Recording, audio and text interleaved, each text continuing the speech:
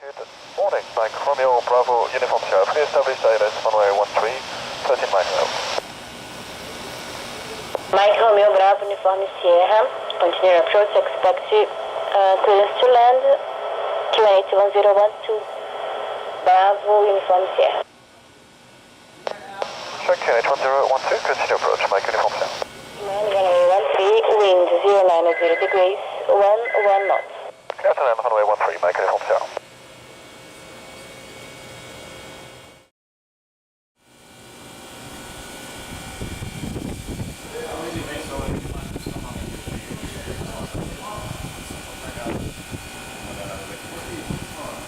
Não traz farinha pra farinhada, não.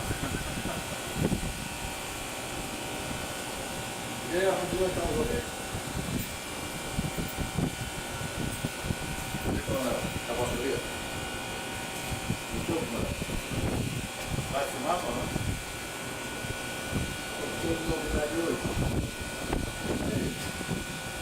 Mais isso aí, entendeu?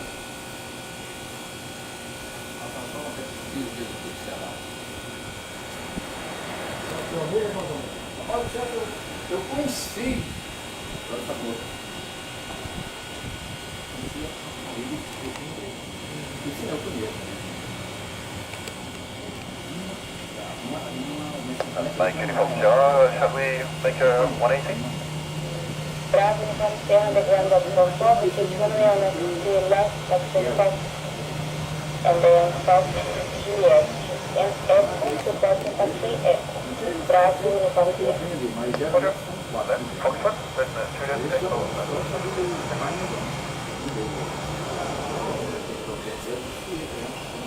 Alright, left on Echo, next, and cross runway to Charlie, Mike Uniform Sierra. That's correct. Echo and Charlie, after taxiway Alpha, and report with Marshall side, Bravo Uniform Sierra. Roger, Echo, Charlie, then Alpha report an arch left side, Mike Uniform Sierra.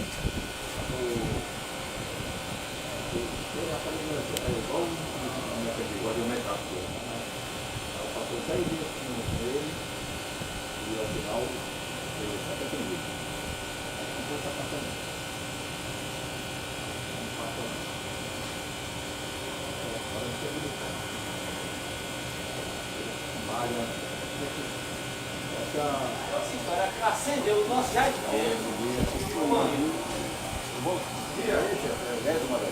Lúcio! Mas, Rafael.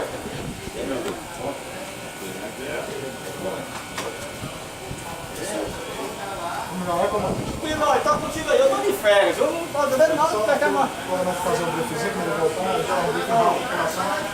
Aí vai esse, tem que ir no piloto, ele vai.